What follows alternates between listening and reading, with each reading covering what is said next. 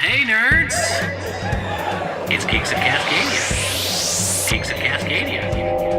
Geeks of Cascadia. Exclusive tabletop game podcast for the Pacific Northwest. All levels of gamers. Analog gaming. Tabletop news.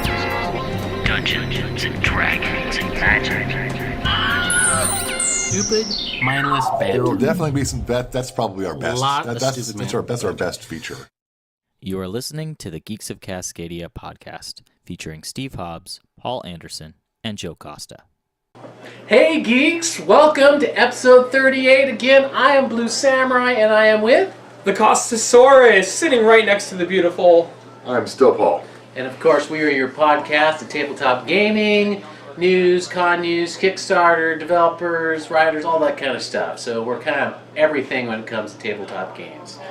And in fact, today we've got a game review. I think is the main thing that we're doing. Game review? Yes, what game are we reviewing? What game is that? Oh, that's me. Yeah. Century Eastern Wonders. Ah, yes. Doug and Kelly. Yes. Put it all work into that. It's pretty cool. And we've got a beer coming our way. Sorry for the wait. Sorry, one moment. We're at Around the Table in Linwood, Washington. Thank you, Glenn. You're wonderful. Thank you.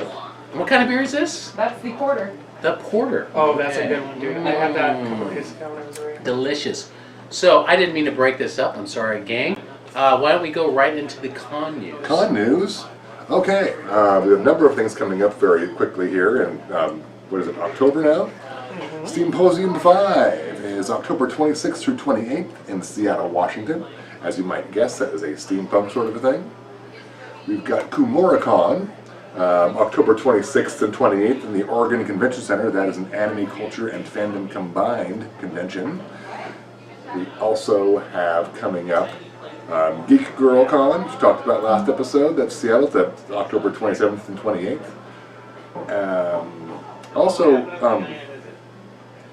What was it? There was one con I want to talk about in their website. Oh, it was Anglicon. I want to tell you about that. I can tell you that Anglicon is going to be November 30th through December 2nd. And we interviewed them, so check out that podcast. Check out that podcast. However, their website is telling me that nothing matches and then my computer's going to get destroyed. Yes, that one's also happening, Joe. We're not going to talk about that one. Oh, I'm just curious what BurlyCon is. Well, maybe we'll talk about that next episode. Maybe. When the kids are in bed. Geeks of Cascadia, After Dark. After dark. We get sexy up in here. Also coming up in January, we've got OrcaCon. Woohoo! January 11th through 13th in Bellevue, Washington at the Hilton.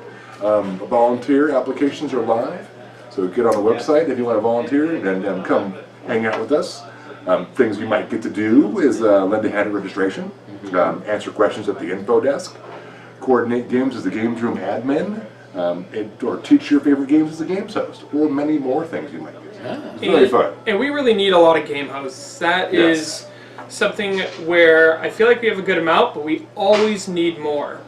I would almost like to have enough where, like, a host could be at almost every game. Wouldn't that be neat? That would be beautiful. Well, it's pretty cool that you get to actually play games. If you do enough hours, you actually get like a free pass, Yes. right? Oh yeah, totally. So why would you not do that? Why would you not volunteer to play games so they can get in there for free? I mean, I would totally. You get a pass for every 6 hours that you work on a day. So if you come on Friday and use your first 6 hours of being a game host, the rest of the day is yours to use with that pass. That's right. And we open at 9 o'clock this year on Friday?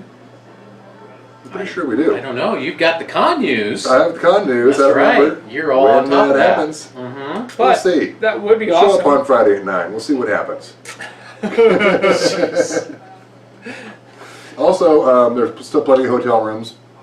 And go to the orcacon.org website to get the OrcaCon deal. It's a super good deal. It's a very good deal. It's like 104 a night or something like that. I don't remember. I think it's 100. It's no more than like 110. I think it's 104, dude. It's a super good deal because then if you look at their rooms that are not part of that deal, it's like $300. Oh yeah. And you're like, what? Yeah. So I stayed the first time for Dragonflight was my first time staying there. goodness, those rooms are nice. Oh yeah, that's They are pretty nice. super nice. Yeah, we even had a little table that we got to play games at really late. You can get a double queen from $102 per night. Yeah, That's fantastic. that Parking is free. pretty good. I think that may have been what I did. If I weren't already going to OrcaCon, I would certainly go to OrcaCon. Yeah, unfortunately for us, it's work. It is fun. But it's we can fun. play a little bit. It's It is very a lot of work. fulfilling, though. It's very fulfilling. Yeah, it is. So, Joe, what do we got for Kickstarter news? So a new game that just hit Kickstarter is, I thought it was really funny. It is called Communist Cats. Surprise, surprise, the art is very much of the Russian art, like Art Deco styles, lots of red and blacks. Mm-hmm. It's a bunch of cats, and it's just like a fast-paced bluffing game. So it makes me think of the game Love Letter, if you've ever played that. So it's short, it's simple, it's like, let me see, it takes about 10 minutes to play. It's 10 ages 10 and up. It's super cute and funny.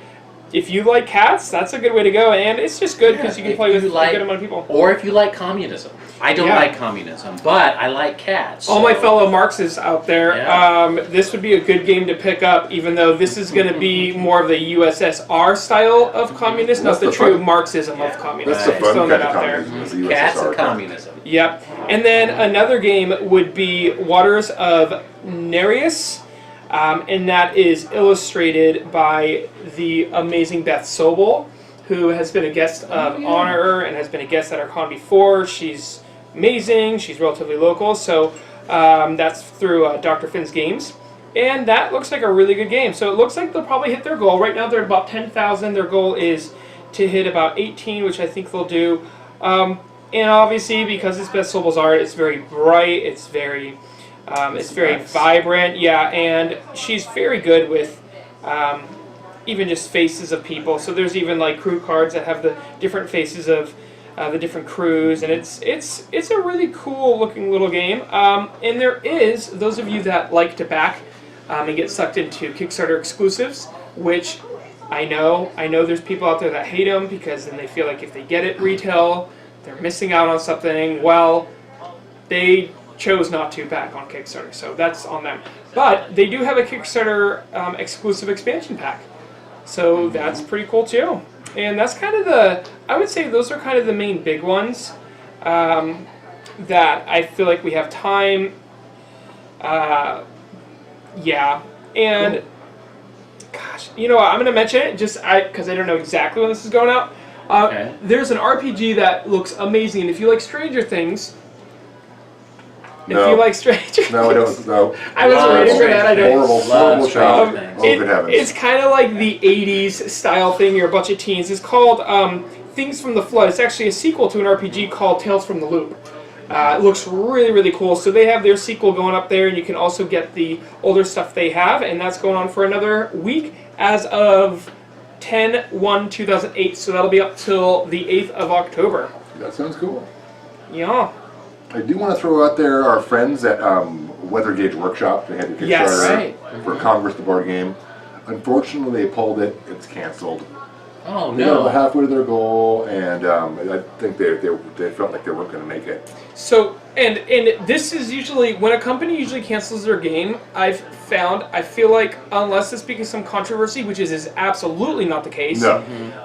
it's usually because they go, I think we have a better way to market it, we have some better stuff to add or to make it more appealing, whether it's, I've seen people do price adjustment in a way where it's like, they either find a cheaper way for them, so it costs more for us to ship it, but maybe that can lower the price of the game, or vice versa. So I think they'll be back. The game is Yeah. awesome. Yeah, It's an they're gonna awesome get, game. They're going to get this. They were halfway there. They'll make it, and the brothers that work on that are just super great guys. Great guys. Maybe we can go interview them in January, maybe. Sure. Yeah. Check them out, That's see what what's they're going at. on. Yeah.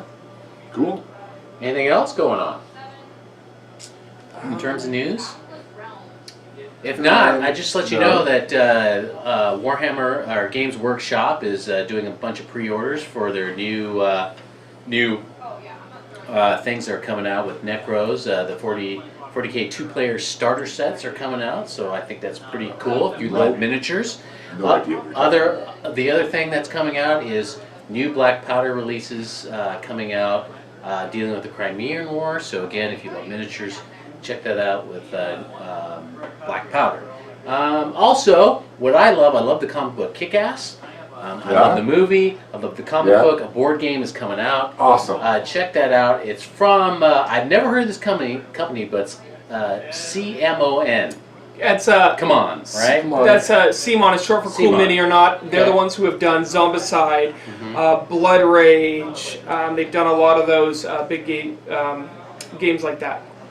And that's a miniature game? No, it's not a miniature game. It's just a board game.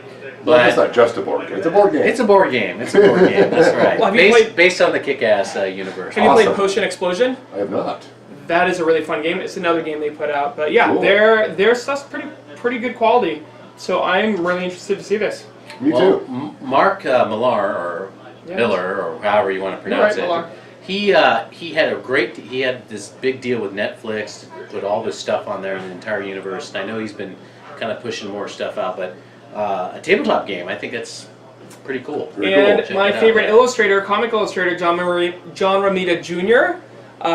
Because his father did a lot right. of comics too, old school. But yeah, they're great, and it's so funny because Mark Millar, his huge crossover, Civil War, the first one, that's what got me back into comics. Because I read comics a lot until about 12, and then I was about 21, and that's when that hit, and man, that writing got me back in hard into comics and into the Marvel Universe. I got sucked into that series and Hit Girl, and I got every variant cover, which is probably not smart to do, but I couldn't help it. I don't know, dude. You should have sold that stuff in the movie. No, dude. Next Comic-Con, hit up PGX or CGC, get them graded. Then encapsulated, dude. Just do that. I got a first appearance of Bishop, a first appearance of Gambit, and Deadpool, and those were like my big prize jewels, and I've gotten some of those. So you gotta pay $20 to have it graded and sealed, though. That's the only downfall. It But takes a while to get back. It 'cause I've boosts the tried it. selling price up a lot. You're right. I've done it with. I would never, like, for instance, you hear people like, "Ooh, I'm going to get this person to sign it." You will never be able to resell something that's signed because it's Right. not authenticated. So CGC, if they're at the con, they'll authenticate it. And so I got like the Death of Captain America when that happened. I got that. Captain America dies? It was a long time ago. Oh, But that's sad. and First spoiler time alert, it's turned out it wasn't him. Right. But when that happened, I was able to get my hands on a couple and got them signed by Brubaker and then got it graded. So it That's was, pretty cool. I'll have to bring one sometime and show you. So lastly, I think we'll round this out with the news. Z-Man Games announces Narabi card game, which is based on Zen Gardens. So check that out. Check out their website. Other than that, I think we should go straight to the interview. So what do you guys think? It's a review, but yes. Oh, sorry. It's Review. okay. You're right. Well, It's the Geeks Tabletop Game Review with Kelly and Doug. That's right. you had the view part, right? I did. So you were halfway there. So let's check out. Oh, living on a prayer. Sorry, it's like whenever you get... So anyway, check out the review. Ding. Hey geeks, welcome to another episode of Geeks Tabletop Game Review. I'm Kelly and this is Doug, and today we're reviewing Century Eastern Wonders. Eastern Wonders. I almost said Century Spice Road out of habit. Yeah. So this is the second game in the line of Century games from Emerson Matsuuchi. a fun Published name. from Plan B Games. They have Reef that's coming out next month, I believe, in September. That sounds correct. Yeah. We talked about this earlier, but I was like, they have it's an underwater game, and I couldn't remember the name. And I found out Oh, that game! It's You Reef. remembered the name to that game. yeah, it's that game. So in this game, This game, artwork, Chris Qualliams did the artwork on this one again. it is absolutely beautiful. It is, yeah, I like the It- islands. They all have their own kind of personality to them and everything. It's the same style and same quality of artwork that you would expect from Century Spice Road, which makes sense because it's a Century game. Yeah. So it plays 2 to 4 players. I think Century wasn't Century 2 to 5? 5. Yeah. So we'll talk about the combining of the two in a separate video. But in this game, 2 to Yeah. 4 players. That deserves its own video. Yeah. About 30 to 45 minutes Depends on how many players you have. If you have more, it's a little bit on the longer side, as the board kind of Our gets. 3-player game took about 45 minutes. Okay. It's for ages 8 and up, which I think the way that it's a pick up and deliver game, it's one of those ones that's very easy to get into, but will take quite a bit to master. Yes. And it's only $40, $39.99. $40 is pretty good. Which is the same as what Spice Road was. And then, I mean, the components are nice. You still have these wooden spice cubes, and you've got the wooden pieces, which I like. Yeah. So in Century Spice Road, we play as Spice merchants. spice merchants again, but this time we're Caravan merchants. but we're sailing around these different islands that's on the board that we'll show you later, and we're building outposts and trading with the locals because they have these very exotic spices that we need, and we want to trade for them. So instead of cards, which would use, so once you have claimed the card, it'd be the same as placing an outpost in this game. But with this game, multiple people can go to the same merchant, or in this case, the same island, and make the same trade. They just have to pay to put an outpost there, as opposed to buying the card and putting it into your hand like you originally did. So it's a little bit different. It's not card-based, it's tile-based. A little bit more Settlers of Catan feel, or Seafarers. I haven't played Seafarers. It's But Catan's not a pick up and deliver, but it is a tile-based game. Yeah. So pick up and deliver, kind of like Istanbul. If you play Istanbul. There you go. Yeah, We're 5 so tribes. 5 tribes, kind of pick up and deliver. Well, it's a not pick little up, bit. but it's the I need to be over here, Yeah. and then once I'm over here, I can do this thing. It's that if this and then next that comes from that tile-based that isn't necessarily Catan. Yeah. So we have it set up for a 2-player game, and we'll get right into that. So looking at the board, we see some very familiar shapes. If you've played Century Spice Road, we know that this is an exchange rate, and this is a victory point. So setting up the board, we have the tiles laid out in the generic, the standard formation. We have the tiles laid out in the standard formation tiles with our ports in the center. So we have all the islands that we're going to go to and do our trades at, and then we have ports where we deliver those goods. And once we do that, we receive this victory token. There's a stack of new ones over here. And to start the game off, we're going to take the top 5 and put this under. Or are we shuffling? Oh, no, yeah, it goes into the top 5. That's the closed port tile. It shuffles, right? Yeah, it shuffles into the top 5. So whenever that comes out, it'll go, whenever someone picks up a tile, it empties the port. Then we will draw a new one. If that closed tile comes out, then that port is closed until someone claims another victor tile. And it kind of hops around the board as people pick up new tiles. And it forces you to compete for those victory conditions. We also have our player board over here, where we have all our little outposts, houses, set aside. And as we remove those, we'll actually get victory points as we remove them. They also correspond with a spice, with a good, with a spice. With a spice, yeah. They correspond with a spice. So each of these islands is labeled with one of the spices that you usually would trade for. So this is a chili.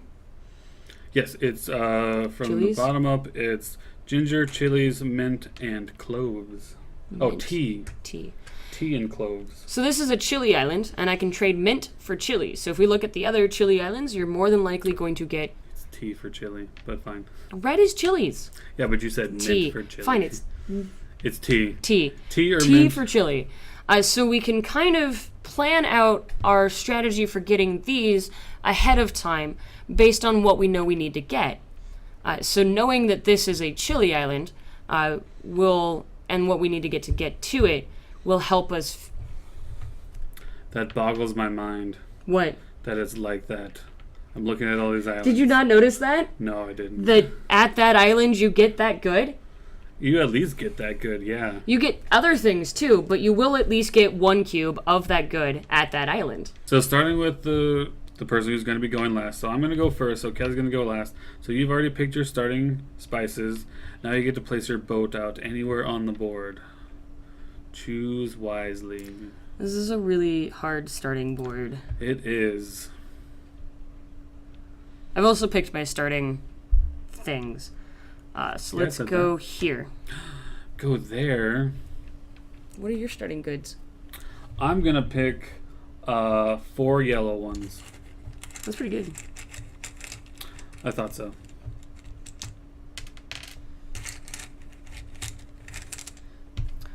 Also, as part of setup, there are extra tiles, and we removed one of each type, so it randomizes which ones you play with every game. I want to go to there. Okay. So on your turn, you can do, you move. You always have the option to move, and once you've chosen to move or not move, you can do one of three things. You can build an outpost on an island, and then do the market action. You must have an outpost on that island to do the market action. Or you can harvest, which means you get 2 yellow cubes from the supply added to your ship. Or you get to do the port action, where you get to come over here to the port, unload your spices, and claim the victory tiles. So I'm not going to move. The first time anybody places an outpost on an island, it's free. Once you've placed the outpost, then you can do the market action. So I'm going to trade 2 of these in for 2 of these, which is a pretty decent deal. And then it is Doug's turn. Now, one thing you also have to watch out for is if I want to come over here and you're already on this island, I have to pay you a spice just for stopping here. Just for stopping there, he must pay me a spice. And if I don't have any spices, I'm not allowed to stop there. So that's one thing to prohibit people from kind of gaining the system. Also, if you choose to move, you can only move 1 tile for free. If you wish to move additional tiles, I'm going to move Doug because he has... You must leave behind a trail of goods so that your ship moves faster to get to the tile you want to be at.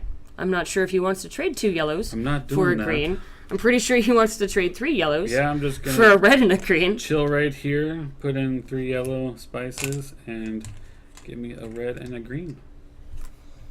So I'm going to go over here and place the correct house. And you must move from... already? I didn't. I just grabbed a house, Doug. I'm sorry. I'm so sorry. Oh, you know how we messed up the first round, or the first time playing is we were just going from top to bottom. No, we were paying attention. No, when you and I played, but when I played for the first time, I missed the fact that you would draw based on the island that you built the outpost. Where do I want to go? That's better than telling me that we can move twice. I never said that, Kelly. You said we can move 2 tiles. So I was moving around 2 tiles. Go there and harvest. So if Doug wanted to move here now, for example, if that's what he wanted to do on his turn, even though he totally moved there and harvest, in order to build an outpost, he would have to pay 1 for each outpost already there. In a 2-player game, you have to pay 2 for that outpost. Did you want to go there instead? No, I didn't. Okay. Basically, that's how you play the game. You can have the same bonus tile, multiple copies of the same bonus tile, I should say, if you want. That's a lot of yellows. Yeah, that is a lot of yellows. It's fantastic for 1 green. Oh, I can do it again? And there's 5 cubes there? I'm going to do that. Okay. And it's basically the same rules as like in Spice Road, where if you land on a, say, Kelly had come here, or someone had come here and left a spice there to jump over it, then I can go here, land you get here, the and flotsam. then I would get it. The flotsam we left behind so we could move faster. That was flotsam. Alright, I totally I'm still... forgot to do this. It was my turn, I just forgot to do a thing. So I'll do that. I'll get 2 brown cubes. I'm not sure what to do with all of these things. So I'm going to go here and do that, which I did intentionally. I was totally planning ahead. 1, 2, 3. Do you get a bonus before I you do. trade? Before I trade? Yeah. Is that important? So I have emptied one of my rows. I have placed a outpost on one of each of the Spice Islands. I get to choose one of these bonuses. Since I have these particular ones, and this one gives me so much for what I do, it's more than likely I'm going to sit here and ring this for a little bit. I'm going to want this one. Alternatively, I could get the one that lets my ship move faster, the one that says when I harvest, I get a red one in addition to the 2 yellows, the victory points, or the one that says whenever I build an outpost, I get a free upgrade of one of my cubes. But it makes sense for me to get this here. Then I'm going to trade in 6 yellow cubes for 2 black cubes. So just like in Century Spice Road, you can perform the market action as many times as you have cubes to do. So I had 6, I get 2 brown. And I'm going to hop on over to here. that's pretty much the game. Yeah. So you play until one person has 4 tiles, 4 victory tiles, and then you basically finish the round so everyone has an equal number of turns, and then whoever has the most victory points from among their scoring tiles and points from bonus tiles and from your player board wins. So we will be right back with our pros and cons. After we finish this. After we finish this game. Kelly, you're so going down. I want 4 red cubes. I lost by 3 points the other day. You lost by like 2 points playing me. I did. It was a very close game. Yeah. I had almost all of my outposts out. I was disappointed that you ended the game before I could. So we are back. Pros and cons. We What do you think definitely of the finished this game. game? No, we didn't. Don't lie to them. We finished the other game. Yeah, we finished that Catan game, that online game. We didn't. We lost. It was close though. I think we got 8 points. Yeah, I'll have to go back and look, but I think we had 8 points. but it's something like nobody would trade us sheep. Oh no, we had No, all of the sheep. We had all of the sheep. We had all of the sheep, and nobody would trade us for sheep. Mm-hmm. So, what do you like about this game, Doug? I like the pick up and deliver nature. Okay. My only other real experience with that is random games of 504 and Istanbul. Okay. I don't know if you know about 504. I like the prior planning that's required because of this. The fact that you can only move 1 and you don't want to waste actions trying to get to that part of the board where that victory tile is, you want to try and make sure you end with everything appropriate, or everything you need, the tile before you need it, rather than getting everything you need over on one side of the board and then racing to the other side of the board. I mean, yeah, that could happen. I'm at a space on here where I think if I do some more hopping around, I could end up back over and get this 14-pointer. But I still have to deal with where I am right now on the left side of the board, and I want to end up over here on the right. So it's a little bit of planning in that direction and kind of seeing. It does seem like it starts slow, though. Yeah, and I don't know if this is true about everyone, but I really like to pick up the extra movement bonus tile first, just so I know that I have that available to me without getting rid of spices that I could use. Well, knowing that you can pick up more than 1. So I can, if I run through my outposts really, really quickly, I can pick up every single move action or move tile quicker. I don't think that's going to happen. It's not going to happen. Because in a multiplayer game with like 3 or 4 players, they're also going to pick up that move. But in a 2-player game, it's not unheard of for me to get 2 or 3 of them. Mm-hmm. Which is insane. Yeah. I want to be on this island. So one thing I didn't really care for is it's a small kind of nitpicky thing, is the insert for it. It's nice. It is really great. Everything has a place. Once you figure out where it goes, you're like, oh yeah, that all makes sense. The very nice But inner carton. Until that point, it's awkward because if you just put everything in there kind of the way you think it should go, it doesn't form the best of seal on these cups. And so they just fall out. They slide around and the spices hop out, things like that. So there's a little bit of finagling that you can do to make sure that they're snug up against the top of the box. Also, rubber bands are fantastic. Yeah. Flying Buffalo makes 4-sided rubber bands. They're like $1. Mm-hmm. Those are nice. They're fantastic. I do like I said, the pick up and deliver part of this. It is... What was I going to say? You were saying that it's not quite user-friendly, to explain it a little bit? So, in order to prepare for this review, I wanted to play it a few more times because I wasn't going to see Doug for a couple of weeks. So, I attempted to teach my not-so-gamer friends. Not that they don't play games. They're fantastic people to play games with. But usually they stick to Small World, and I think I've played Splendor with them once. And it was it wasn't the 5-minute intro I was expecting, and it was the same question repeated throughout the game. Like, they would just occasionally forget that they'd have to build an outpost in order to trade. It was just... I love you guys. Things. You're fantastic. But for me, it was frustrating trying to teach the game. Because I was also trying to relearn the game, too. So I was checking the rules and all that fun stuff. So it probably wasn't the most concise rule teaching.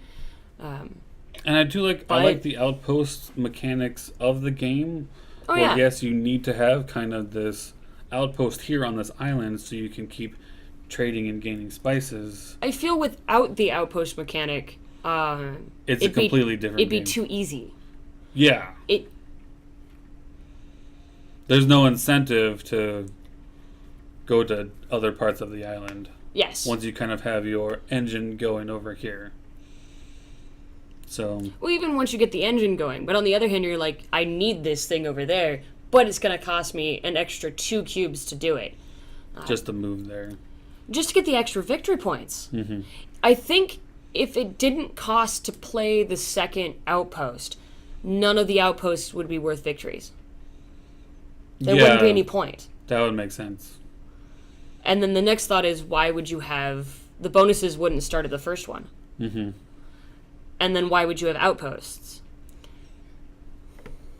There was a game where we were playing it a Thursday night, a game night, when I just picked it up that week, where Brett was playing... Okay. And he kept forgetting that, I have to build this outpost, so, it's going to cost me a spice. And they ended up paying a spice to build the outpost, and then the only ones they had left were to basically do a trade. And he needed that spice that he had to pay to do other things in future turns. So You forgot to math it. Yeah, forgetting to... We definitely were allowing take-backsies the other night. You have to pay me in order to go there. Oh, whoops. I'm not going to go there then. I only have one good. That's the other thing I like. It's you're on that island that I want to go to, so I kind of have to pay you because you're already sitting here doing your own trading. I'm already at the dock. Yeah. I do like its versatility. These tiles do come apart and they're randomized. So there's other configurations that you can do, which I haven't tested yet, but they look fantastic. They do look great. And then you also have, which we're not going to go over in this one, you have the From Sand to Sea game where you mix it with Century Spice Road. And it's a little bit more intricate with that, where you have so ecstatic to try that. Empty sea spaces, and you have the cards that you can use. It makes sense that there'd be empty sea spaces, because if you get the cards, then you don't need as many island. Also, these are two-sided, so you flip them over, you don't get as many outposts, which makes sense, because 4 of them wouldn't have any place to go, because they're sea tiles. Yeah. And you get different bonuses from placing more outposts. But we'll get into that in our next review for the combination of the Century games. Cannot wait. So thanks for tuning in. If you have any recommendations for us for any future games, shoot us a line over at geeksofcascadia@gmail.com. Yep. Or you can hit us up on Twitter at Geeks of Cascadia. I'm on Twitter at CPTNNPKN. It'll show up on the screen right here. It's Captain Napkin without any vowels, in case anyone's wondering. Other than that, I think we've got Founders of Gloomhaven for the next one. That means I suppose I'm going to have to finish my game, wouldn't it? Gee willikers! That was amazing review that they just did. They did. They always do great reviews. Yeah, on the new Century game. So good. You played it though, right? So I've actually not played the second one, but I played Spice Road, which we've all played. Yeah, we all played but that. I've not played the second one. But what's really cool about this is, and there's also a third coming out in the series. Right. Is I heard that this is a little better, but what's really interesting is you can actually blend the 2 games together to play it together, which is a kind of it almost makes it like the second game's kind of an expansion module, but at the same time it's a standalone, and that's pretty cool. Right. Well, I don't have any of the games. I have played it. I really love it because it's one of those games that you can play with the rest of the family. Mm-hmm. Oh yeah, it's a good gateway game for sure. And people have compared it to Splendor in a way, which it's kind of a little weird. It's kind of different, but different mechanics, but it can give you the same feel. Yeah, I think that's probably. And I think the learning curve is the same, pretty quick. You do a couple turns, you're like, got it. and that's how Yeah. Splendor is, and then you're just ready to go. Other than that, any nerdy stuff that you guys have done? Well, we're looking forward to once we finish your part of this Yes, campaign. and you're going to be done hopefully today. Hopefully today. I think it's looking that way, and then we'll. He wrote a whole campaign for us I for did. D&D night. You actually wrote it, like the whole story. It's Yeah, like yeah. 50 pages worth Yes. of Really? stuff. He Yeah, creates his own characters and everything. characters, and Dude. everything, backstory. That's It's pretty cool. congratulations. That's a lot of hard work. It is. You should publish it. Well, actually, what I'm thinking about doing is I'm going to get feedback from the crew, except for Paul, and then work on it, tighten it up, and then test it on another group. But I am thinking about putting on the DM's Guild, actually. Cool. That's really no, seriously, dude. That's really awesome. That's a lot of Well, work. and the other thing I'm thinking about doing is perhaps paying some money to an artist to do some of the artwork. Cool. Too. Yeah. No, I'm really into it.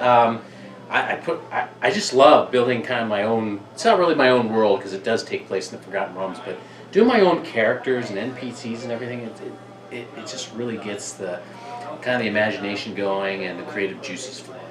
So I had a really Cool. great time, It's fun. and I'm looking forward to the next module. Right, Paul? Waterdeep Dragon Heist? Yeah, Yes. right. Waterdeep Dragon Heist, which by the way is available in your game stores right now, Yes. so check it out. And look, You Joe, can steal a dragon? This is my character, Bruno Marshill. Oh, that's right. Yeah. Lots of daggers. Bruno Mars Hill. Look at all these daggers. There's a lot of The daggers. other DM lets me have more daggers. That's They're right. all Oh, that all is these such. daggers. That's a really cool You know, little one thing. digital display. One thing I want to do, maybe it's we can do it in a future episode about how you incorporate the current technologies Oh, yeah. enhancing your game. Because so I started off, as you know, I did Google Docs.